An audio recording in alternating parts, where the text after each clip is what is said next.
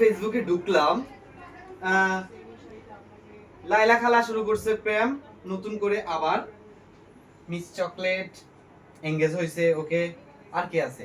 এ কি ফেসবুকে ঢুকাই যাচ্ছে না, এসব কি দেখতেছি? কয়দিন আগেও দেখলাম লাইলা খালারে এভাবে এভাবে নাচে। ছি ছি ছি রে ননি ছি ছি ছি ছি ছি ছি রে ননি ছি।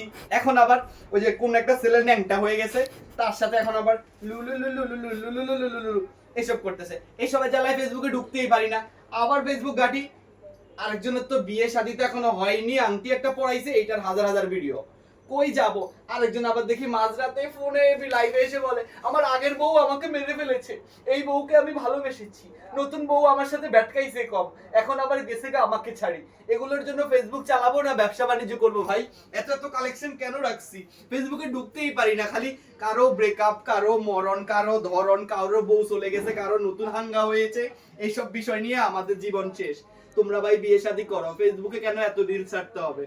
তোমরা ভাই লাইলা খালা একটা কথা, তুমি ওই হচ্ছে কি তোমার 22 থেকে 22 হবে, যাই হোক, তোমার ওই যে নতুন একটা চিকনা পোলা, ওই লম্বা সুন্দর বেগুনের মতো ছেলেটাকে নিয়ে তুমি ঘোরাফেরা করো, কিন্তু এত ভিডিও আপলোড করো না। আর ভালো লাগে না, ফেসবুকে ঢুকতেই পারি না, ঢুকতেই পারি না। কই যাবো? ব্যবসাটা তো করতে দিবেন, এত এত শাড়ি নিয়ে এসেছি অফারের, সবকিছু তো দেখবেন না। কেউ এগুলো দেখার সুযোগই পাচ্ছে না আপনাদের জন্য। আপনারা একটু কম কম ভিডিও আপলোড করেন, আমরা একটু শাড়ির ভিডিও দেখাই আপনাদেরকে, তাহলেই একদম পুরো মন শান্তি।